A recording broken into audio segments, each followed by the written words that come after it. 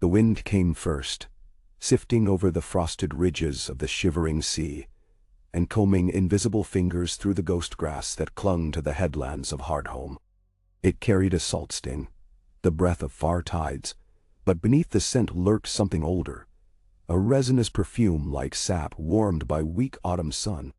Jon Snow tasted it on the back of his tongue, and felt the memory of the godswood stir inside him, an ache, half homesickness and half warning, as though a heart tree in some distant place had whispered his name.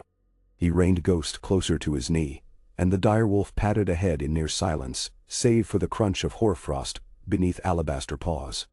Dawn remained an hour away, yet a pale aurora smeared the sky, streaking violet ribbons across the black, and the night cracked with the murmuring of ice against ice where the sea licked the stony strand below. Hardhome had once been a refuge, now was a scar. Charred beams poked from snow-buried foundations like snapped ribs. Smoke stains clawed the cliff faces. The free folk had begun rebuilding under the watch of the Night's Watch and Stannis' Southron masons, but every hammer-stroke rang hollow in a place haunted by such grief. Jon had come north to see the work, to remind himself that promises mattered, yet the ache that rode the wind felt larger than any mortal hurt. It thrummed beneath the earth, pulsing in time with the throbbing in his wrist where Longclaw's pommel rested when he walked. He left the ruined palisade behind, trailing 4 guards in black cloaks and 2 spearwives who had fought at the shield wall. The rest of his party slept amid half-framed longhouses. Snow powdered the paths between watchfires. Ghost led them down a goat track toward a cove where boats lay inverted on trestles, their hulls crusted with rime. There, amid splinters of half-frozen driftwood, something waited, something that made the direwolf halt and raise his muzzle. A soundless growl rippled through the night air. Jon saw it then. A glow, faint as a star glimpsed through rippling water, issuing from a fissure in the cliff. No lantern flame burned so softly, nor did foxfire shine with threads of scarlet. This glimmer was heart-blood red, pulsing like the beat of a living thing. "Hold," Jon murmured to the others, though they had already stopped. He stepped past them, every crunch of his boots loud. Ghost pressed flank to his thigh. Beyond piled boulders, the fissure widened into a low arch scarcely taller than a man. Jon stooped, mouth tasting stone dust and the pepper of sea spray, and slipped inside. Heat spread along his cheekbones, though the tunnel air remained frigid. The walls sweated with condensation, each bead reflecting that same lambent red. He counted the beats. 1, 2, 3, each pulse matching his own heart. The passage ended in a grotto no larger than the Great Hall at Castle Black. At its center grew a tree, if tree it could be called. Its trunk thrust from solid rock, roots winding like white serpents through fissures too narrow for a graspless worm. The bark was smooth as bone, gleaming with inner light. Bleached leaves, thin as parchment, rustled without a breeze, and where the branches should have fanned outward, they instead twisted inward, knitting together into a cradle. In that cradle lay a throne. It was not carved. The wood had shaped itself, curling spirals that folded into a high back, arms that arched like antlers, and a seat that seemed to float above the roots.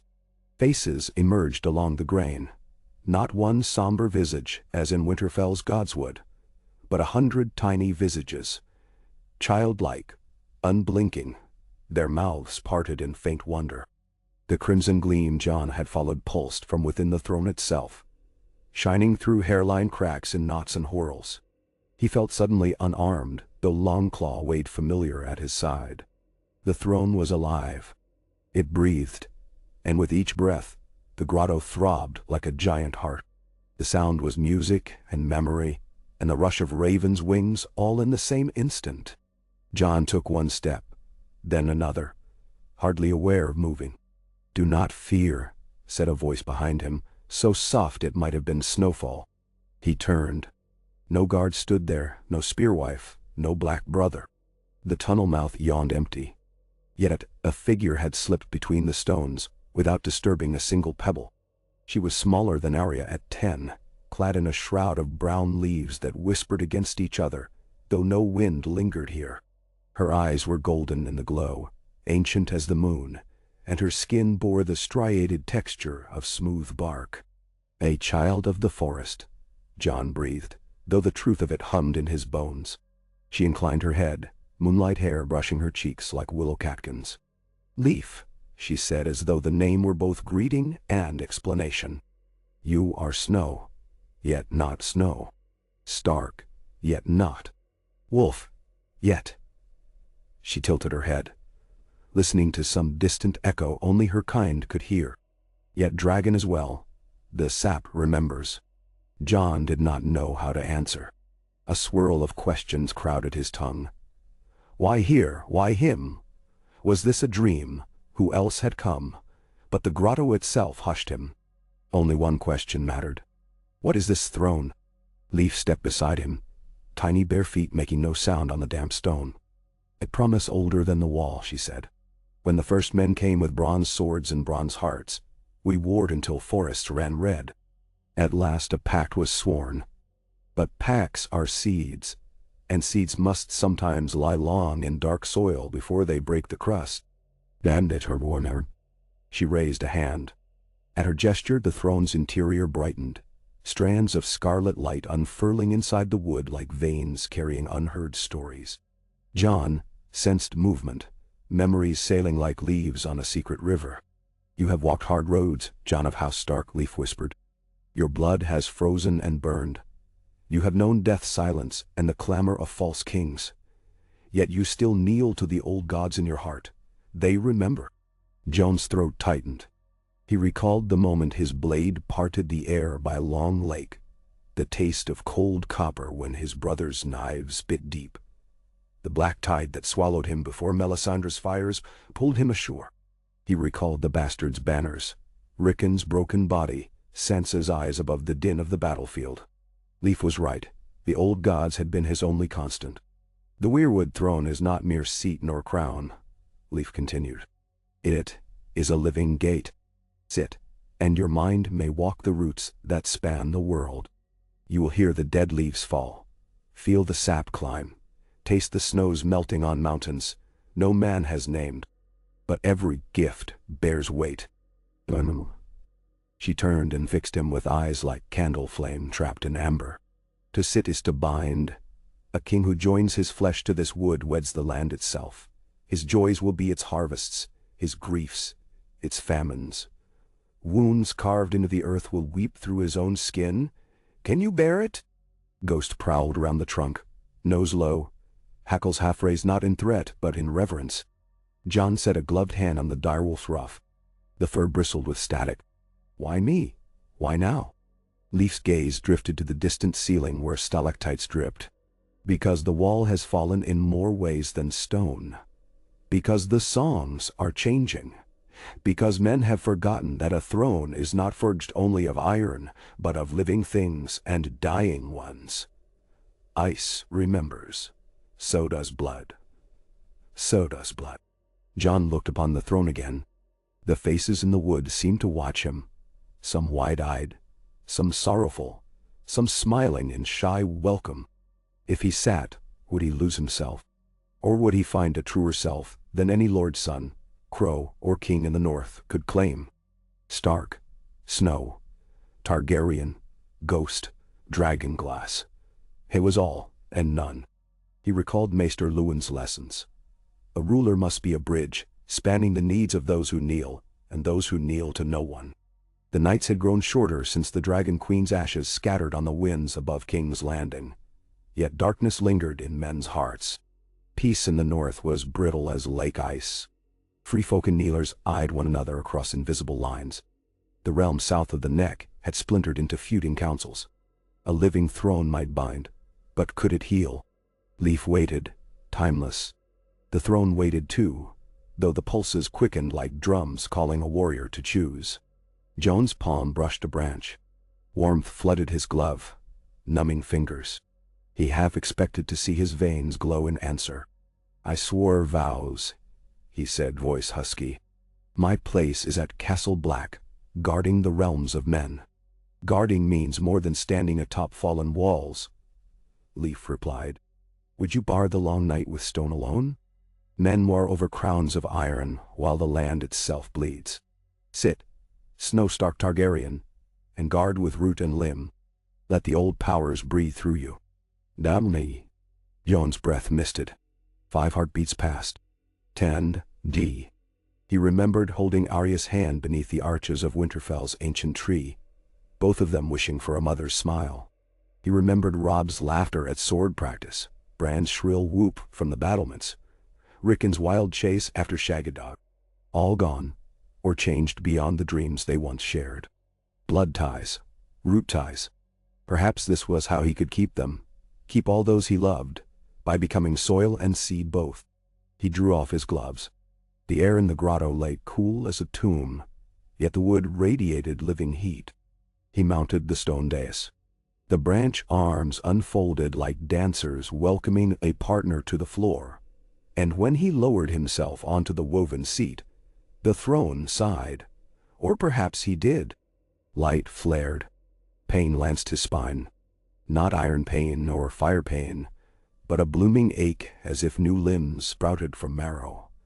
Tendrils of himself thrusting downward, questing between cracks to sip mineral water, curl or hidden fossils, dig toward the hot pulse of the world's heart. In the same instant, his mind rocketed skyward through trunk and bough, past the grotto roof, through soil and shale, erupting into starlight. He perched in the aurora like a raven of pure thought, and the whole of the north stretched below. Forests veined with moonlit rivers, watchfires flickering along a ragged wall now lowered by ruin, wolf prints crisscrossing fresh snowfields. He smelled pine sap north of the frost fangs, tasted the copper tang of a hunter's cut thumb in the haunted forest, heard a babe's first wail in White Harbor. Every sound was a heartbeat, and they braided into a chorus older than language. He might have cried out, but his lungs were roots drinking deep. The gift overwhelmed, yes, but did not drown him. Instead, it carried him on a tide of memory. Builders raising the wall while children sang beneath green boughs. Giants striding across frozen lakes. The first crow bending knee to a tree whose face wept crimson tears. He saw Brandon the builder in furs heavy with ice. Saw a sword-shaped shadow melting snow to steam. Saw children scattering acorn bombs before the feet of armored kings. Past, present, possibility. They spiraled like dancers round a maypole whose ribbons were woven time. Then a shadow moved across the pattern. Rippling like silk, dropped on water. A black tide rolling south. Men in boiled leather, shields painted with twin towers, knights of the crossing with steel-shod hooves. War horns set a-shiver the air. Farther east, sails sprouted like mushrooms along the bight. Mummers' dragons painted on crimson canvas, cell sails licking their lips at rumor of a kingdom in pieces. Farther still, across the neck, a throne of swords melted yet still sharp, and the men who circled it whispered of claim and counterclaim, each serpent word dripping poison. The realm heaved with fracture, and into that fracture pressed another darkness, one without banners or voice, yet colder than ice and more patient than stone.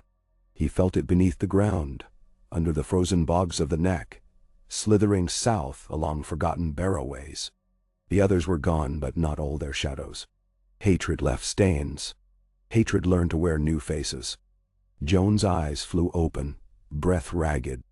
He sat once more in the grotto, yet the taste of storms lingered on his tongue. Leaf watched him from the base of the dais, face unreadable.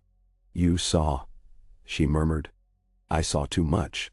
His voice trembled, part wonder, part dread. "If I sit here long, will I vanish into those visions?" Leaf spread her small hands, palms up. "A tree that forgets its roots falls. A man who forgets his hands cannot wield tools. You must walk both earth and sky. The throne will teach you if you let it, but you must choose when to listen and when to stand." Already he felt the wood loosening about him, as though recognizing the lesson of its own accord. The faces on the arms smiled, and the glow dimmed to a quiet heartbeat once more. John rose, flexing fingers that tingled with sap and starlight. He half expected bark to crack when he bent a knuckle, but his flesh remained flesh, only attuned. He could hear ghosts pulse from 10 paces away. He could feel seawater lapping rock outside the grotto as if it touched his own skin. The tunnel seemed narrower when they returned, Leaf leading with steps silent as owl feathers. John's guards startled at his reemergence. Their torches sputtered in unseen wind. The spearwives exchanged wary looks. None spoke of the light that flickered behind his eyes, but he saw the questions etched in every brow. Back atop the crumbled palisade, the horizon paled to rose and gold. The aurora faded. He looked south, toward Castle Black, Winterfell, and the jagged line of mountains beyond which men squabbled over scraps of a broken empire. He could no longer stand aside. The Weirwood throne had rooted in his bones a responsibility larger than oaths to any order. He must be bridge between free folk and kneelers, old powers and new root and wing.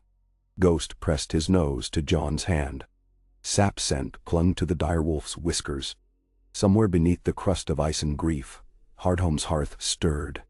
John felt it, the land listening. He turned to Leaf. I will answer this gift. But I will not be solely king. I will be warden, shepherd, sentinel, all that is needed. Leaf's smile was a sunrise blooming in miniature. Then let the roots spread. When you are ready, return. The throne will await. She slipped away, melting into mounds of drifted snow as though she had never been. Jon Snow. Stark no longer only in name, Night's Watch brother, yet something more, stood upon the silent cliffs of Hardhome while dawn bled across a sea, the color of pearls. Beneath his boots, the land throbbed with hidden arteries. Above, a lone raven sliced the growing light, croaking a question the winds carried east and west. Jon breathed in salt, sap, smoke, snow, and felt the answer rise within. A promise older than iron, yet newborn in every heartbeat. I am the North, and the North is me. Far below, waves boomed against stone in ancient applause, as if the earth itself approved the binding. And somewhere deep in that grotto of living wood, the throne's crimson heart kept time with his own, each pulse a wordless vow that a new age, fragile as first thaw yet as inevitable as spring, had already begun. Dawn burned away the last aurora ribbons and left a pewter sky spitting fine needles of snow. Jon lingered on the headland long after the builder's horns roused Hardhome for another day, watching the sea moil round black rock stacks, where gulls wheeled like scraps of parchment. Every thud of surf echoed inside him as though his ribs were hollow roots and the tide a distant, sustaining blood. He flexed bare fingers once, twice, studying the faint lattice of crimson that shimmered beneath the skin whenever his thoughts strayed too close to the throne. It faded when he blinked, yet the memory of that inner light remained, a smoldering coal waiting for breath. Below, settlers shuffled from half-framed longhouses to greet the morning. Fires snapped, sending greasy threads of smoke into the brittle air. Tormund Giantsbane strode among them with strides as wide as a bear's, frost in his beard and good humor fogging each exhalation. He spotted Jon and raised one thick arm, but did not call out. Even the red hand of the free folk had learned that the cliffs of Hardhome now held deeper mysteries than any man's shout could challenge. Jon descended the winding goat track. Ghost padded beside him, tail high, the white of his coat sending shards of dawn light dancing across drifts. At the foot of the path, Tormund waited, cradling a clay mug that steamed like a miniature geyser. Snow, he rumbled by way of greeting, then sniffed the air. You smell of pine and thunder. Did you tumble with a tree in the night? I spoke with one, Jon answered, accepting the mug. Bitter birch bark tea scalded his tongue, grounding him in mundane heat. Tormund's laughter boomed, but there was respect in the set of his shoulders. Perhaps wordless respect was safer than questions. Ragged tents of the Night's Watch ringed a half-cleared square where mules hauled timbers from the hills. Ser Dolores Ed stood supervising a gang of black brothers who argued over the squareness of a sill beam. When Jon passed, Ed only lifted a brow, as though to say the world had turned upside down often enough lately that a glowing commander would hardly warrant comment. Breakfast tasted of salt cod, hard cheese, and the iron tang of prophecy. Jon chewed mechanically while builders spoke of joists and spearwives bargained over fishing rights in the new harbor. He could not keep his gaze from the tree line beyond the ruins, half expecting Leaf's small silhouette to emerge again. The trunks looked different now. Each bore a pulse that prickled his senses, a rhythm faint but undeniable. By mid-morning, he met with the masons Stannis had sent north. They unfurled sketches, stone quays, signal towers, a market hall to trade furs and whale oil. Jon traced the shoreline with gloved knuckle, feeling beneath the parchment the slow exhale of the living earth. "Build nothing here," he told them, pointing to a crescent cove. "The tides will reclaim it inside 3 winters." They exchanged puzzled glances but marked a page. Jon did not mention that the Weirwood whisper beneath had shown him storm after storm battering those same rocks, gulls wheeling above splintered pilings. When the sun climbed higher, he saddled a rangy gray gelding, left a detachment to oversee Hardhome, and began the long ride south toward Castle Black. Tormund came, and Val, and 24 free folk, chosen for skill rather than politics. 3 ravens departed with them, wings thumping cold air, each bearing a message penned in Jon's tight, slanted script. "The wall needs seed grain. The wall needs iron nails. The wall needs peace among its children." The land changed as they rode. Cliffs crumbled to rolling tundra furred with pale grass. Beyond, the haunted forest pressed close, branches pen-scratching the low sky. Every mile Jon felt the north listening. Foxes beneath snow, sap sleeping in spruce, even the stones that remembered giants' footfalls. At night, while the party huddled round dung fires, he could not close his eyes without drifting along unseen routes. Dreams slid open like trap-doors. He stood in a winter-dead orchard near Carhold, watching crows mob a lone hawk. He knelt beside a mother in White Harbor as she prayed over her fevered babe. He sank deep into peat bogs where ancient faces stared upward through black water, lips full of mud and secret. The others noticed his stillness. Val studied him with shrewd gray eyes, and once whispered to Tormund too low for Jon to hear. Yet they asked no direct questions, sensing perhaps that to speak aloud might fracture something fragile as new ice. Only Ghost seemed untroubled. The direwolf roamed at night, returning with his muzzle crusted in frost, and the scent of hair on his breath, always settling at Jon's back before dawn as though to guard his body while his mind flew. 3 days' ride brought them to the unsettling ruination of the wall. The gaping wound where the Night King's dragon had burrowed still yawned wide, a frozen spill of rubble stretching leagues across the haunted forest. Jon reined in at the edge of the breach. On first sight it had broken his heart. Now, though it remained an open vein in the North's flesh, he felt possibility rather than despair. The land did not crave mended stone so much as careful stewardship. Inside Castle Black's shattered gate, rebuilding had begun in earnest. Sturdy barracks rose beside collapsed towers. The dining hall roof gleamed with fresh slate. The Black brothers saluted with weary pride. Jon dismounted into a churn of hoofprints and saw Samwell Tarly bustling toward him, cheeks flushed from the chill or perhaps excitement. He thrust a roll of parchment at Jon's chest. "Maester training's slow work," he puffed, "but I can still read a letter. This arrived from White Harbor by fast sloop. Lord Wyman's son writes of strangers from the east, Taroshi captains hiring blades in Gulltown, talk of a claimant bound for the Wolf's Den." "Another Clement," Jon murmured, scanning neat ink. The words were threat wrapped in courtesy. "The Manderleys hold fealty, yet rumors swirl. Your counsel is sought." He folded the parchment, hearing not Lord Wyman's voice, but a distant cry of gulls, a roil of foam round harbor pilings. Visions flickered, sails painted crimson and gold, Sellsword swigging sweet wine. Trouble coming like rot under paint. That night, instead of joining supper in the half-reconstructed hall, Jon climbed the narrow stair within the king's tower. Wind howled through missing stones. He emerged onto a parapet where a godswood sapling, planted years before by some hopeful commander, braved the cold in an iron trough. 2 slender branches bore leaves rust-red against dark night.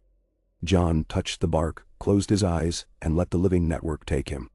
Roots plunged, sights unfurled.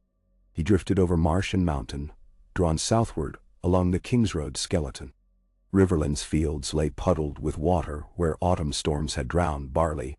Bandits lurked at crossroads, tolling coin from desperate pilgrims. Beyond, the trident raged brown and swollen, swallowing levies by Maidenpool. Farther, the red keep, roof tiles glinting dull bronze under cloudy noon, echoed with arguments. Lord Grafton denouncing the Vale's debts, Lady Merryweather forging secret pacts, a gaunt maester rummaging through scrolls, while crows lined the window ledge like silent judges. The realm crawled with fever. Deeper still, someplace below story unspeakable thought, he sensed the bruise of older malice, half-healed but unforgotten. In a cavern beneath the Barrowlands, pale spores drifted from a cluster of fungal growth that pulsed in rhythm with his own heartbeats. They took flight on unseen breath, north, south, east, west, carrying a memory of winter sharpened to spite. The others were gone, yet echo lingered, seeking forms to wear. John recoiled, severing the vision. He found himself on the tower parapet, breath steaming. The sapling's leaves shivered though no wind reached between walls. A single drop of crimson sap welled at a split in the bark and slid to his thumb. Its warmth chased away the chill. Beneath him, the courtyard clattered with hammers. El Yarwick bullied carpenters. Young recruits lugged stone. Life, stubborn and loud. He resolved that tomorrow he would call a council, not merely of the watch, but of wildling spearwives, free folk chieftains, northern lords willing to ride. A new order must grow like grafted branches, different woods, same root. Sleep came fitfully. Dreams tangled. He roamed Winterfell's corridors, each torch a Weirwood face, each shadow a departed sibling. He opened Ned Stark's solar and found Lyanna's harp leaning against the chair. When its string thrummed, snow swirled from the rafters to bury him. He woke before dawn, throat raw, the taste of ash on his tongue. Ghost raised a muzzle, eyes shining as if to ask which world his master now walked. The council convened in the dining hall, while sun crept over the ragged wall. Benches packed with black cloaks, patched furs, quilted doublets cut in a dozen regional styles. Tormund lounged at one end, legs sprawled, while Val sat upright with the unreadable poise of a carved idol. Lord Wool, Lord Harclay, and Lady Alice Karstark arrived near dusk, mud still clinging to riding boots. When John stepped onto the dais, a hush fell, not for rank. Castle Black had seen many lords commander, but for the soft radiance under his skin, faint as sunset through ice. He spoke of unity without empire, of vigilance without tyranny. He proposed a wall without walls, guard posts along the gift manned jointly by free folk and sworn brothers, shared granaries, law courts where fishwives and rangers sat side by side. Some balked. Thin Walrus, a spearwife known for her biting tongue, asked why free folk should kneel to any crow law. Dolorous Eddie muttered that more law meant more bookkeeping, and he'd rather face giants. John listened, let each complaint stand, then told of Hardhome's living throne. Not in full, but enough that the hall felt the hush of old gods stirring. The land itself calls for healing, he finished. We may answer together, or bleed separately, until a new winter swallows us and our children's names are forgotten. Silence stretched. Then Val rose, her voice clear as lake ice. There is sense in roots. Trees that share soil, share wind. She touched the carved direwolf head of her spear haft. I will lend warriors, if the crows lend grain. Murmurs rippled. Hands reached across bench gaps. The first thread sewn. Afterward John stood alone in the yard, watching dusk blur stone to purple. He felt a tremor deep beneath his boots. No quake of earth, but a quaver of grief rising from hidden caverns. Turning, he saw Ghost stiffen, hackles bristling toward the broken gate. A shape lurched through the arch, a corpse, or so it seemed at first glance, flesh gray with frostbite, eyes sunk, armor stained. But this dead man's chest rose and fell in rattled breaths, and blue witch light flickered under his nails. Rangers rushed forward, spears leveled. John stepped between. The man collapsed into his arms, lips moving around fragments. Sieg, dead things, snow that burns. John felt more than heard a Weirwood root stir in distant soil. He knelt, pressed blood-warm palms to the man's temples, and let the throne's echo flow. Light seeped from John's skin into cracked flesh. The blue witch fire shrank, guttered, died. The man sagged unconscious but alive. Onlookers gaped. No one spoke. That night, the tale spread with the speed of gossip. Lord Snow heals with trees' power. The old gods walk in his shadow. Hardhome births miracles. John neither confirmed nor denied. He met with Sam in the library, candles guttering round heaps of vellum. They drafted letters. One to Lady Lyanna Mormont outlining the shared post plan. Another to Lord Wyman urging caution with foreign sails. For the citadel he composed a plea. Send healers north who study sap and blood alike. When his quill scratched the final line, he pressed thumb to wax, leaving a print stained faintly red.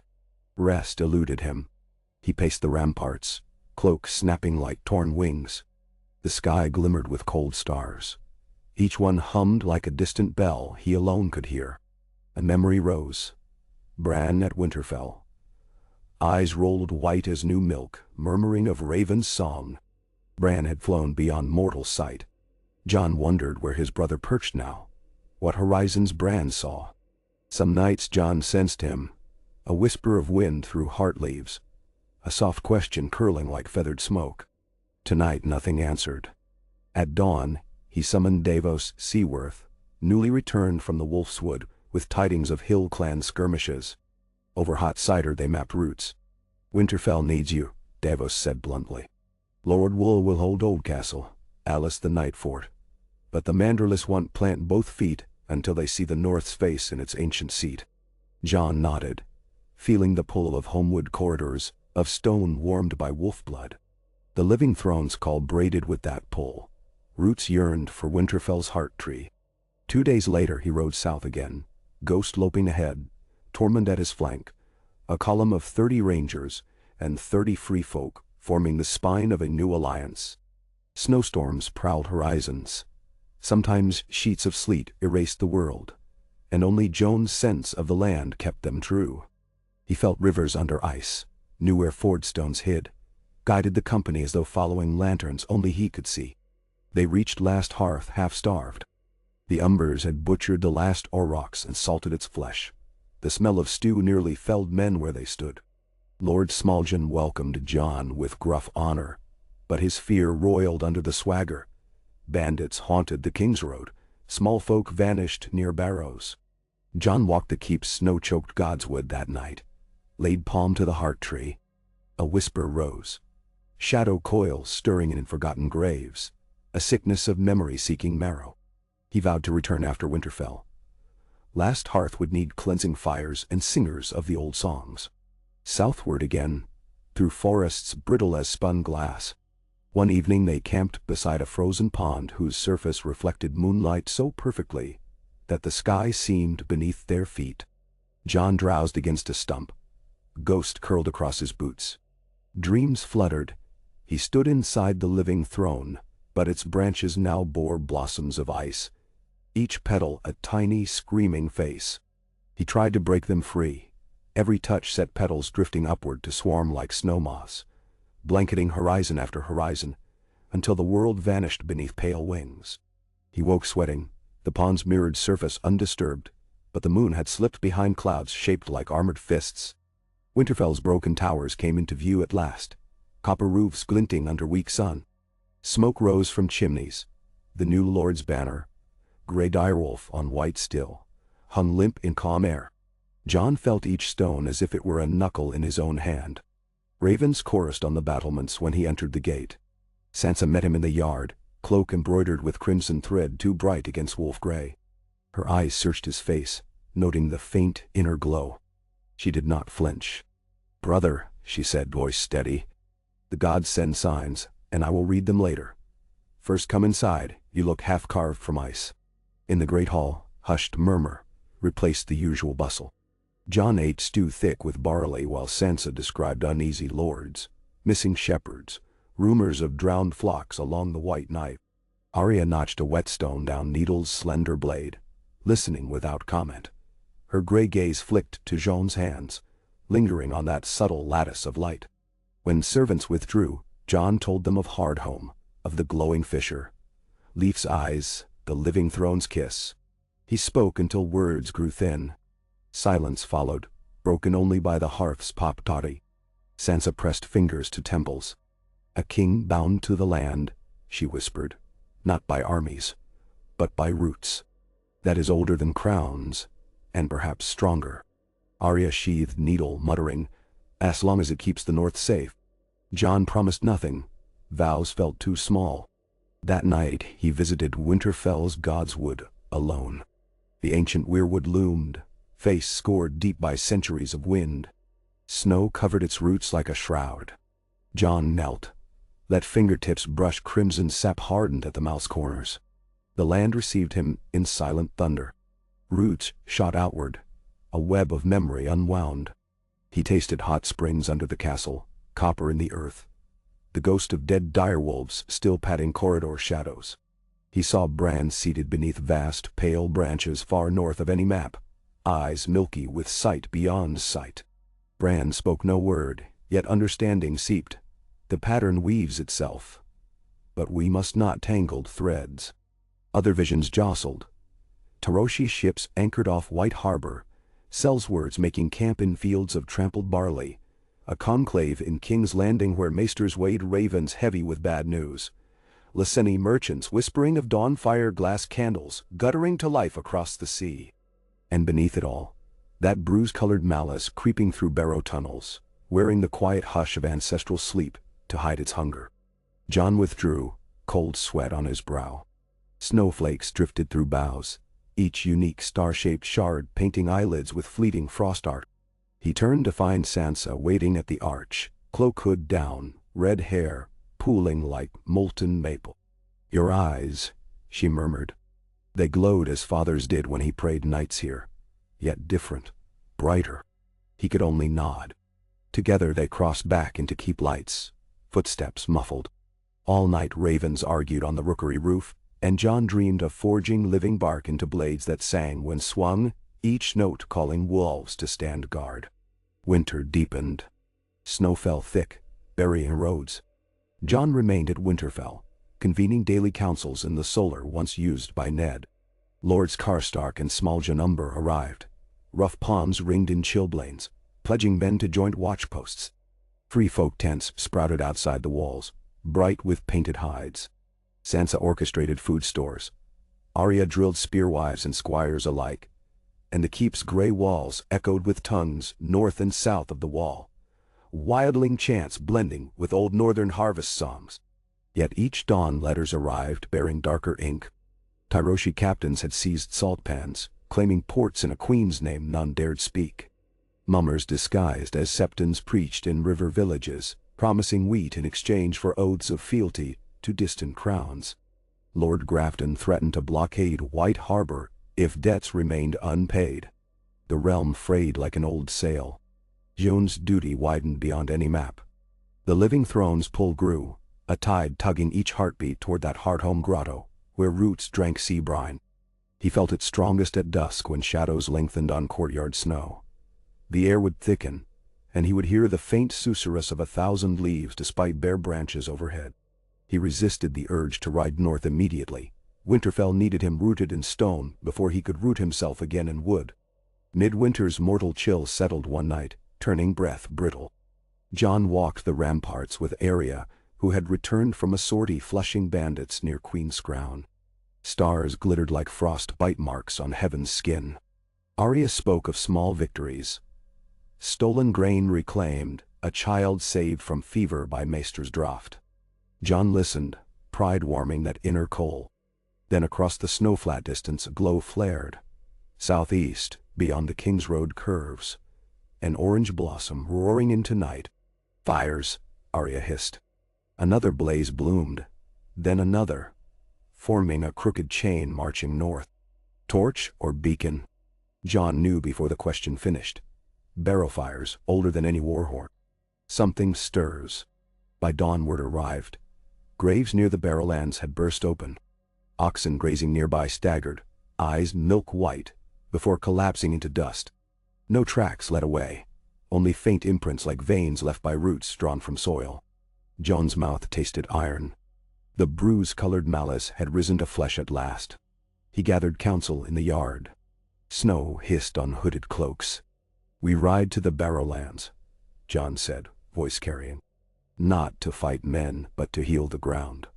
I will need singers who know the oldest psalms, builders with rund chisels, and every blade willing to stand against shadows that wear our ancestors' faces." Murmurs, fear-tinged. Yet volunteers stepped forth. Blue-lipped spearwives, Karstark outriders, a one-eyed stable boy clutching rusty billhook. They believed in his strange fire. Preparations spun. Sansa arranged stores. Arya mapped river crossings.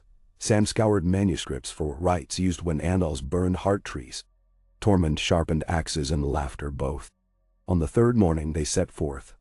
Standard of direwolf and dancing weirwood leaf twisting together atop a fresh-cut pole. Jon rode at the head, the north wind combing dark curls from his face. Ghost bounded before them, white lightning on snow. As they left Winterfell, Jon felt the castle's heart tree brush his mind, a benediction of sap and memory, the echo of his father's old prayers. The living throne's pulse answered far off, like drums across a field. 2 beats, then 3. His heart, the throne's heart, the land's vast heart, falling into unison. The road stretched silver ahead, each hill a rib, each valley a lung. He inhaled, and the entire north breathed with him. They rode into gathering storm, banners snapping. Jon no longer feared the weight of his gift. He carried it as naturally as breath. Whatever waited beneath Barrow Mountains, whatever schemes brewed in foreign ports, he would meet them rooted and resolute, both man and tree, wolf and watchman, winter's steward and spring's herald. And somewhere beyond the wind-swept horizon, the living throne awaited his return, its crimson heart steady as promise. Jani, Panain, Panaita Wankisjoder, Shita, Dani Agni. Snow sifted from a sky the color of beaten pewter. A hush falling over the column as if the world itself held its breath. Hoofbeats thumped dully into drifts that reached a man's knee, and steam rose from the horses in spectral veils, merging with ground mist that curled along the King's Road like the ghost of an old river. Jon rode at the fore, Ghost ranging ahead in bounding arcs before circling back, tail a pale pennant against the dusk. The direwolf's paws left impressions that filled with red light, faint pulse of the living throne still riding Jon's blood like a secret tide. He felt every crunch of ice beneath iron shoes, as though the road were his own spine, every gust of wind like breath across the nape of his neck. The land spoke in sensations. A twinge behind his eyes when a doe bolted unseen through the pines. A prickling at his palms when a stream far off cracked its frail skin of ice beneath the weight of a fox. Somewhere beyond the next hill lay the Barrowlands, humps of earth older than monarchs, older than story, where the dead slept under grassy mounds and the living dared rarely tread after dark. The company numbered nearly 100, if you counted every spearwife, ranger, squire, and hill clan axeman. Tormund Giantsbane lumbered in the middle ranks like a red zoo-bearded bear, booming ribald ballads that evaporated into white plumes. Val rode a rangy chestnut, face half hidden in a wolf pelt hood, eyes scanning tree lines with the wariness of a snowcat. Dolorous Ed, atop a shag-haired Garin that looked as depressed as its rider, muttered under breath about how it would be just his luck to end up buried beneath some Barrow lord's privy. Behind them came Lady Alice Karstark with half a dozen retainers, banners furled to keep the wind from shredding the cloth. Lord Smulgen Umber lumbered along on a horse too small for his frame, complaining that riding always made his arse feel like spoiled cream. Even Samwell Tarly, cheeks crimson by the cold, had joined, weighed down by a satchel of musty tomes and packets of pine resin, dried juniper berries, and strips of birch bark inked with runes he could not read but Jon might. They looked like a mismatched host playing at pageant, yet the tension that bound them was thick as cart ropes. An awareness that whatever waited beneath the barrows might not be flesh and bone, and steel alone would not suffice. Night approached with unnatural haste, dragging a bruised dark line across the horizon where the sun bled out behind ragged cloud. John called a halt, at a stand of skeletal rowans whose branches rattled like charnel bones. Fires sparked, sullen things that spat more sparks than warmth, fed on green wood. No one had patience to season. As tents rose from the drifted ground, John drifted among his folk, offering quiet nods, the occasional clap to a shoulder, a murmur of reassurance. The living throne's heartbeat drummed within him, sometimes synchronic with his own pulse, sometimes half a beat out, like a question not yet answered.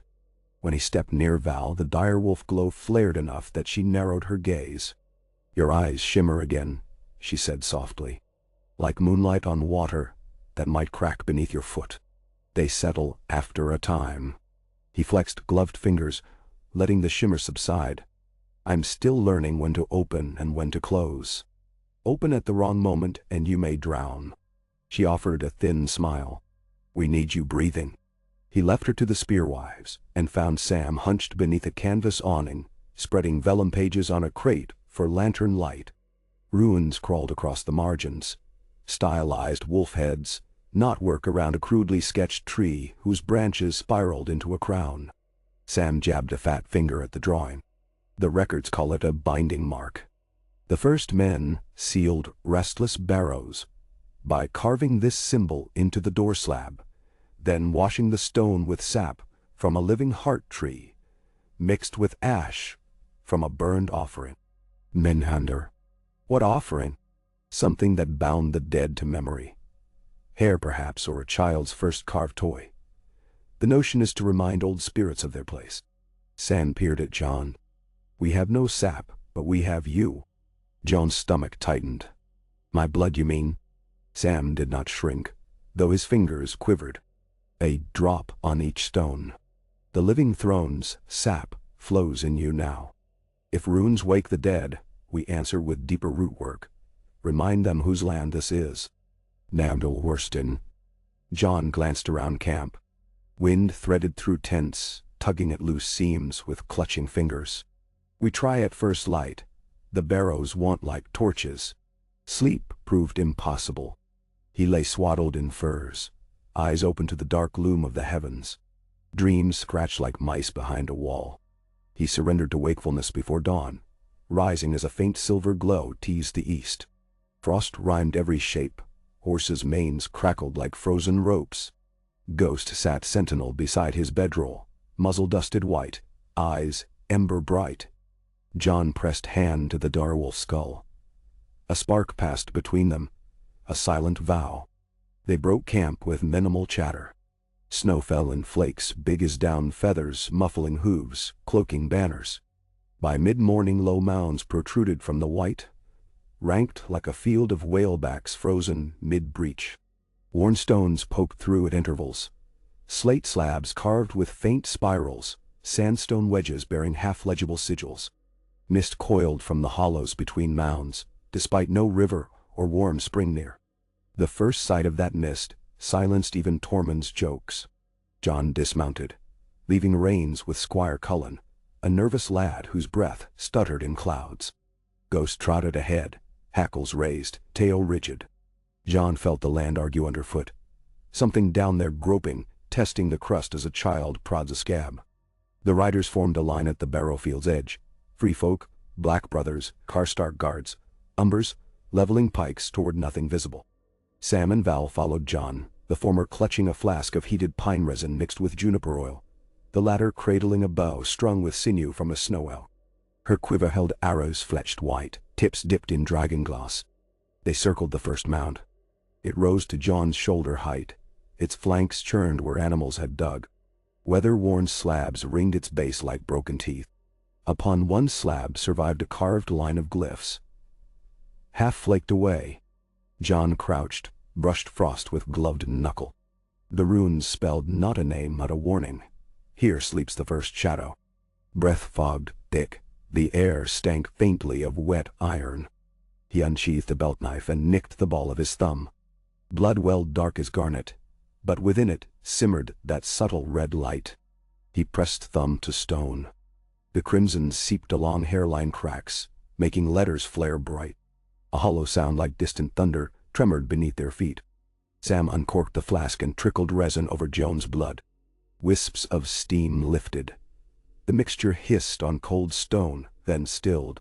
Val's bowstring thrummed. "Look." She pointed toward the mist. Shapes shifted, a tangle of silhouettes half swarming, half slithering, forming grotesque outlines that flickered in and out, as though world and underworld could not agree on shared space. One contour resolved into a gaunt man wielding rusty spear. Another into a woman with hair floating like drowned weeds. Their forms blurred around the edges, faces blank holes. They drifted, but did not cross the ring of stones. John rose, heart hammering in and out of sync with the throne's beat. He moved to the next slab, repeated the rite. Bloodlight seeped, resin hissed. The mists recoiled, silhouettes fading. The earth underfoot sighed, a long exhalation of relief, or surrender. Mound by mound they worked. Each barrow exuded a unique resistance. Low vibrations in Sam's teeth, a tug at Val's bowhand, whispers that only John heard in a language more sensation than sound. He answered each with thumb blood and resin. Hour by hour the mist retreated, thinning to curling fingers before the midday sun swallowed it wholly. When they reached the heart of the field, a barrow taller than two men crouched beneath a crown of withered heather. A single stone door stood before them, sealed by a slab etched top to bottom with swirling knots. Here Sam hesitated, squinting. These runes, worn of an oathbreaker buried alive. His name ground away, his offense unspoken. His gaze flicked to John's thumb, now caked dark. John wiped blade, cut again, felt blood thunder. He pressed to the door slab. The red glow flared brighter than before, like heart fire caught in crystal. The knots vibrated. A crack spider-webbed across the stone. Sam stepped back. The air turned colder than any winter he had known, so cold it hummed like glass about to shatter. Then a voice boomed out of the barrow, not an echo but a resonance, as though the earth itself spoke through the narrow mouth. "Who binds me?" John stood fast. "A son of the north." The voice rumbled like stones grinding. "Son of wolves, son of frost and storm, your blood feeds roots that thirsted long. What price for my slumber?" John's pulse roared. "Peace." The word left his mouth as frost. The dead must sleep so the living may breathe. The world paused. Frost feathers crept across Val's bow. Sam's lantern froze solid, wick drowning in ice. Then the crack in the slab sealed, jizz knitting like fast-healing flesh. And with a sound like a closing tomb, the temperature lurched upward to merely frigid. Snowflakes resumed their lazy descent. The barrow lay silent. John staggered one step. Ghost rushed close, pressing against his leg. Val exhaled. Sam stared wide-eyed at the intact door. "You," it responded. "It." He swallowed, "treated you like kin." John sucked iron-tasting breath. "We share the land," it remembers. He swayed, and Val caught his elbow. "We have more mounds." They finished near dusk.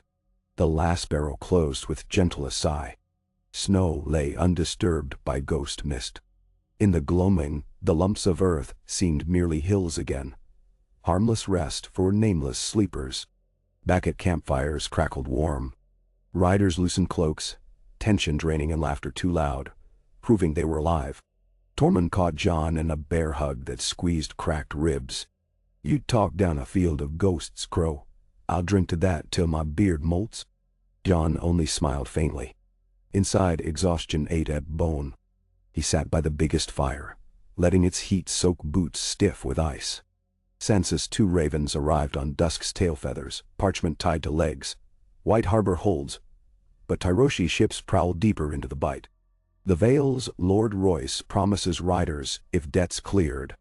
Sansa ended with, "The North trusts roots over coin. Come home soon." John folded the message, stared into flames. Beyond empire politics lay tasks larger than any sword arm. Healing old scars, sowing trust.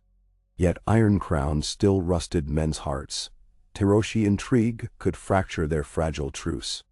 He felt the weight of both worlds, the tangible politics of lords and the intangible ache of the land, like twin millstones.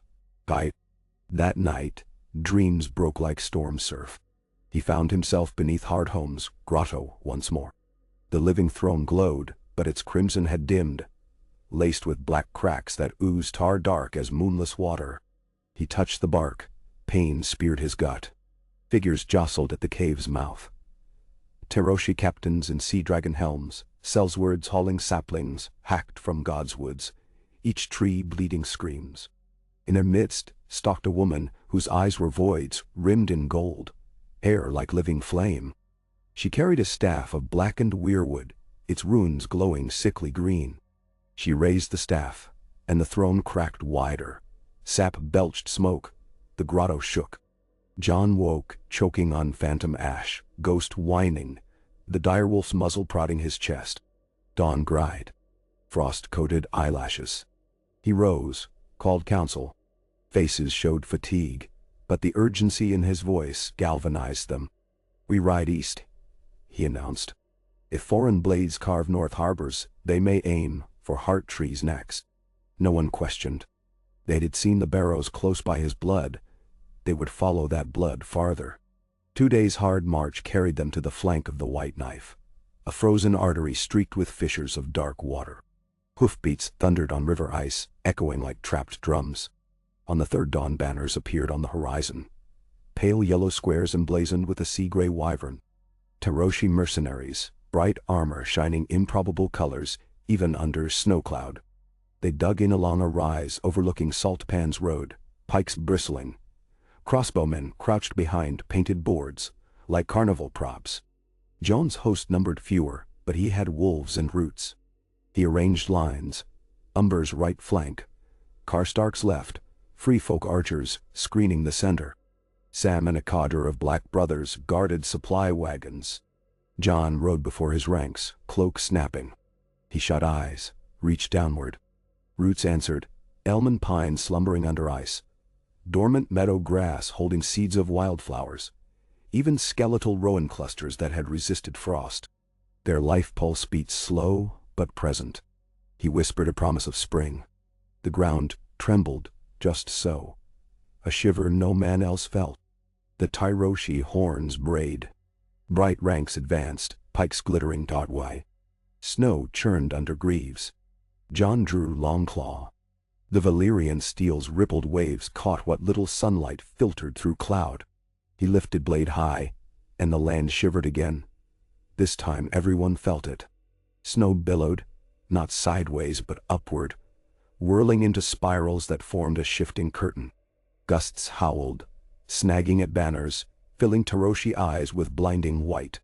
Behind that veil, Umbers bellowed and charged, axes rising. Karstark spears knit into a wall. Free folk arrows soared, their shafts whistling like lost winter spirits. The first clash rang steel on steel. John spurred into the maelstrom. Ghost bounded through drifts, a white fury snapping throats. John's senses fractured, overlapping. Taste of iron blood splashed on snow. Smell of sweat beneath Teroshi perfume oil. Thrum of pine roots waking, cracking frost seams. Longclaw met a captain's gilded halberd, Valyrian ripples severing haft clean. A second stroke took the man's helm and head. Another foe lunged. John pivoted, blade sliding through brass scales. His movements felt guided not by sight, but by the land's own geometry. Each opponent a knot the roots had already mapped. Time smeared into a blur of shouts and clangor. When horns finally faltered, the snow veil thinned, revealing Teroshi ranks broken. Their banner trampled, gaudy armor dulled by crimson splatter. Survivors fled across the frozen river. Lord Smallgen roared after them, but John raised a gloved fist. Let them run. Let rumor fly faster than horses. Men. Among the fallen, they found crates of hacked saplings, heart tree saplings, leaves already gray. John knelt, fingers brushing limp foliage.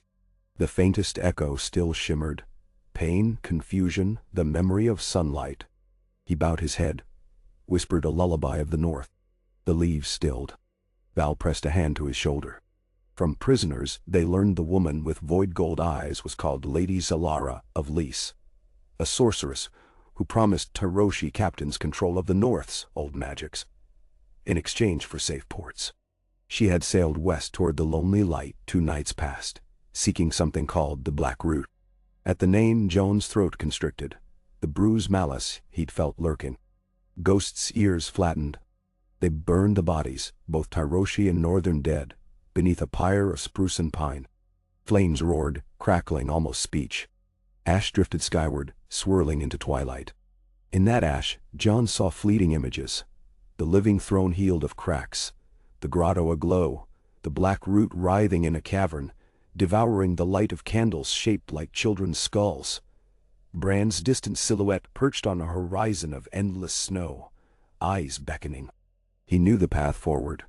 West to Lonely Light, to the off-chart islands where fishermen spoke of tides that ran backward and lights that bobbed like willow wisps.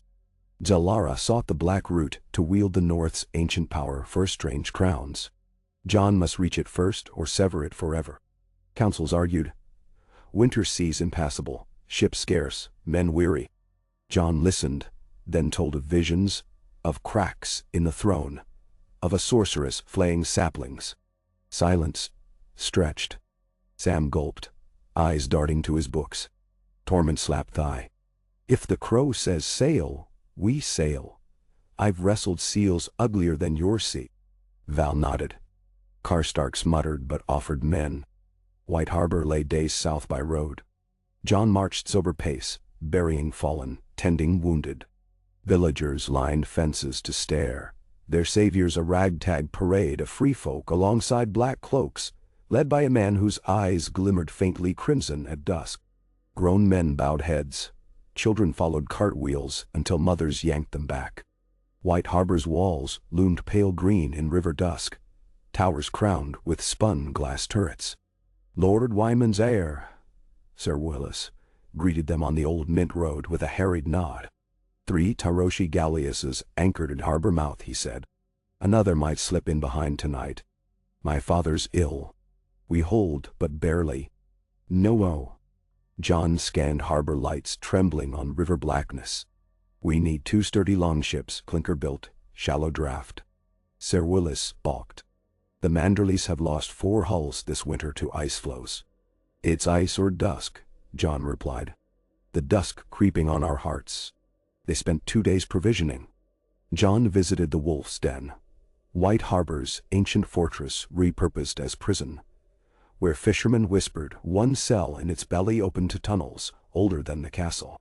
He felt faint pulses there, as though the sea pressed its own blood beat into saltstone. He poured a vial of pine resin blood upon the threshold. The stone door warmed, quiescent. No Black Root here. On the 3rd dawn, 2 longships, Windhowl and North's Memory, slipped from pier, decks slick with frost, sails reefed tight. John stood at prow of Windhowl, Val beside him.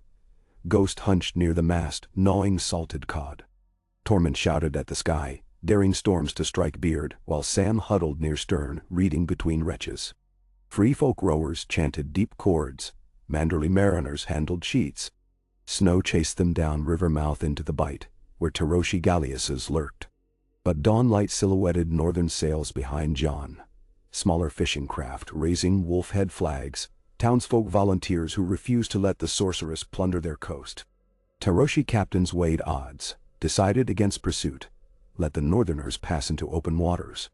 The sea hammered hulls with jagged ice teeth. Gales roared like dire wolves.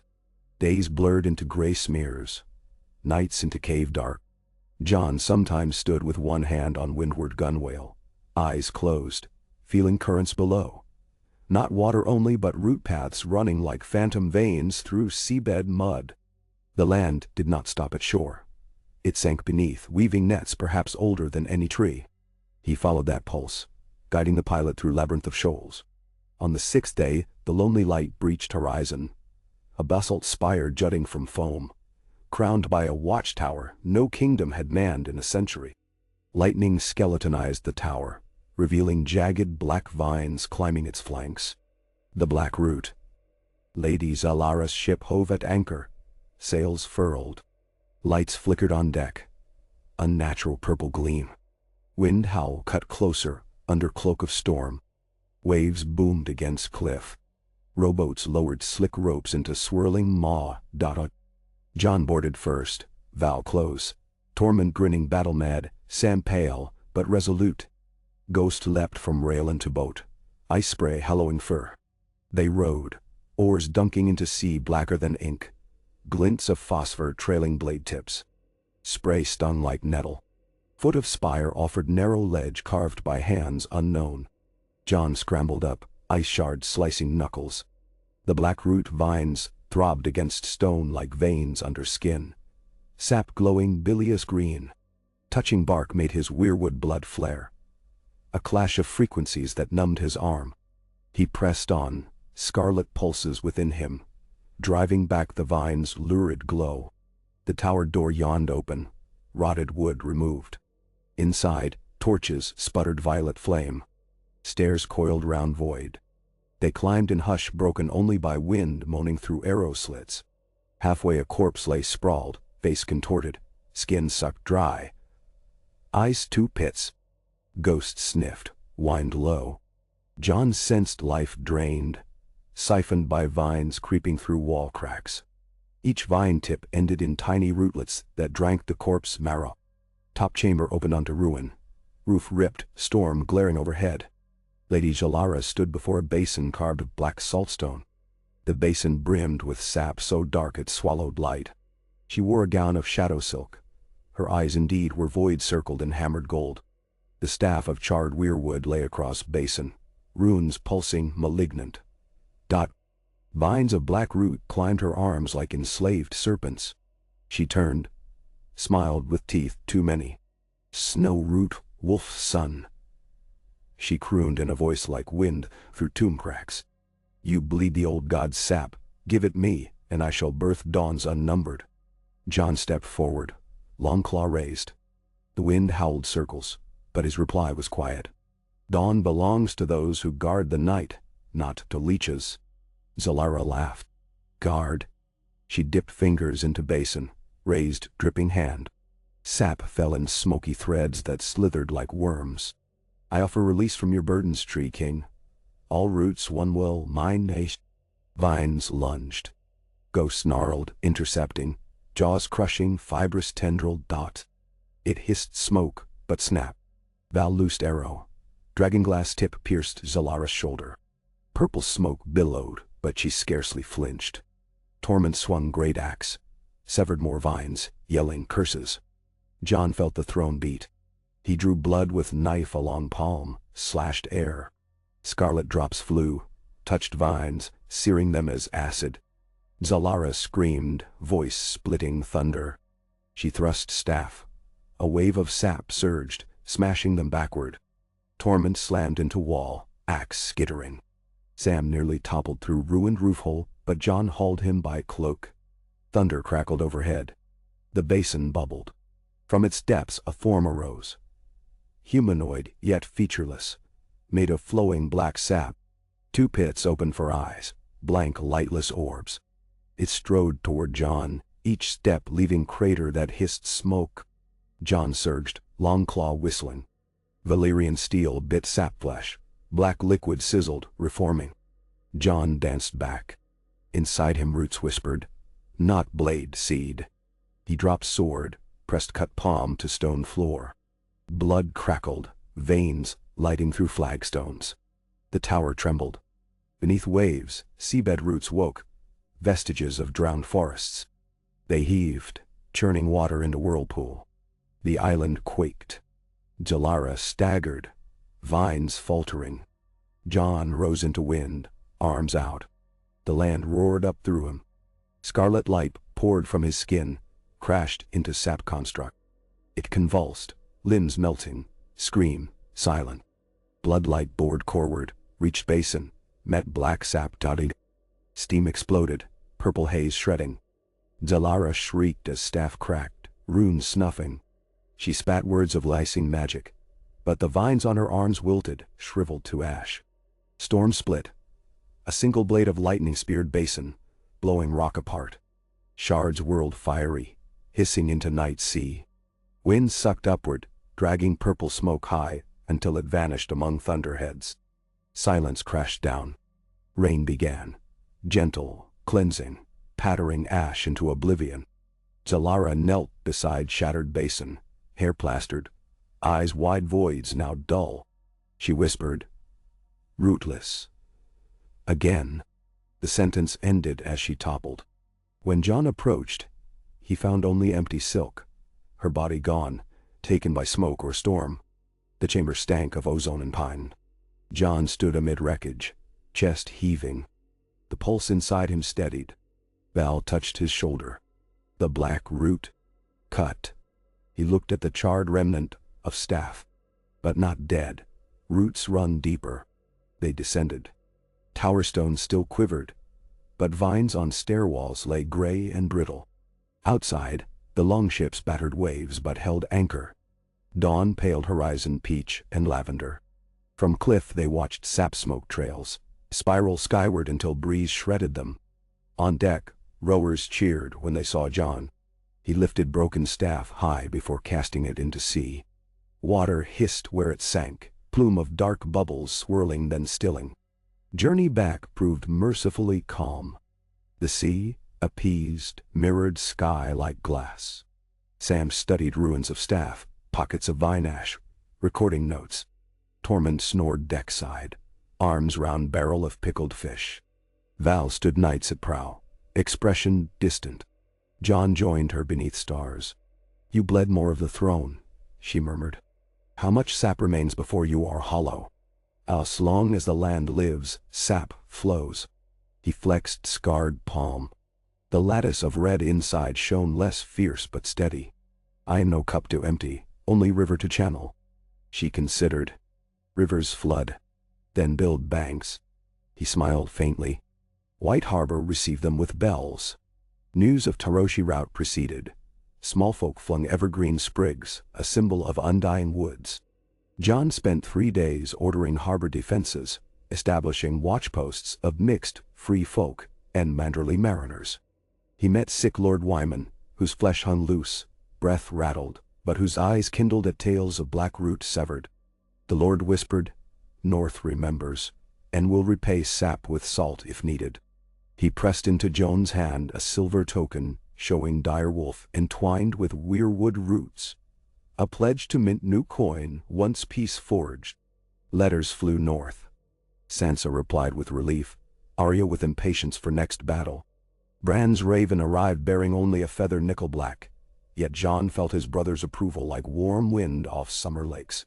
Spring still months away, but rumors spread of early thaws near Hardhome, of buds on trees too young to leaf yet. Farmers swore melted snow, revealed soil, rich as chocolate, as though earth exhaled fertility after long grief. Maesters scoffed until seeds sprouted in winter furrows.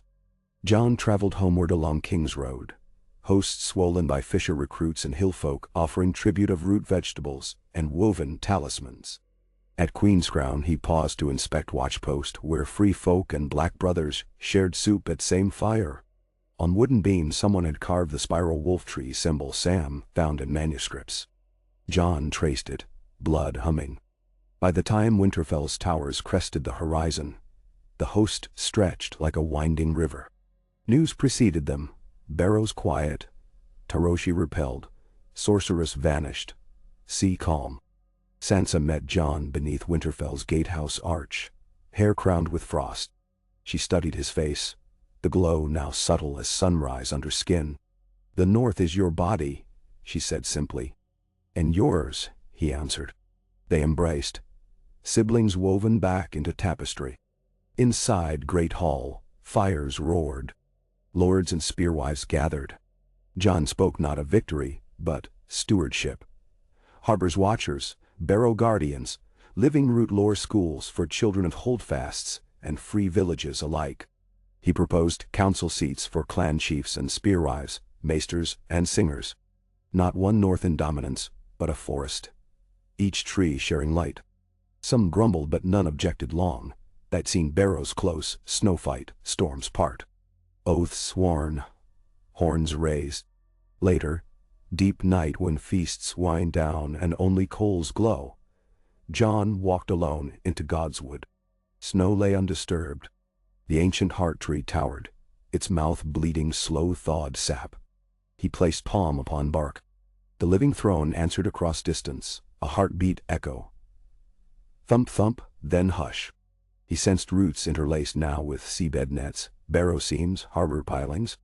The bruised malice still lingered but receded, cowed beneath a lattice of care. A raven fluttered onto a low branch, feathers of mottled white and black. 3 eyes, the third a bead, luminous. Bran's ward presence. The raven cawed thrice, tilting head. John smiled, whispering, "Still watching." The bird ruffled, as if satisfied. In that quiet John felt the north settle around him, like a cloak stitched from wind, stone, water, and root. Responsibilities yawned ahead. Spring harvest, new threats, perhaps southern crowns angered by shifting power. But for one heartbeat all was balanced. He knelt, pressing brow to tree, letting sap's faint warmth blend with his own. Promise thrummed. Seedling seasons, young wolves learning to howl. Children of free folk and kneelers chasing one another through orchards that once knew only blood. Snow whispered through branches, settling on Joan's hair. The land breathed. He breathed. 2 rhythms. 1. Behind him, Winterfell's lights glowed through archways, a beacon to travelers who would one day call this forest of hearts home. Ahead, above, roots birthed leaves, ice birthed water, night birthed dawn. John rose, turned toward keep and council, and the long years of tending yet to come. He was tree and man, soil and sword, sworn to keep the balance. And beneath his heartbeat, the living throne pulsed approval, steady as the turning of the very world.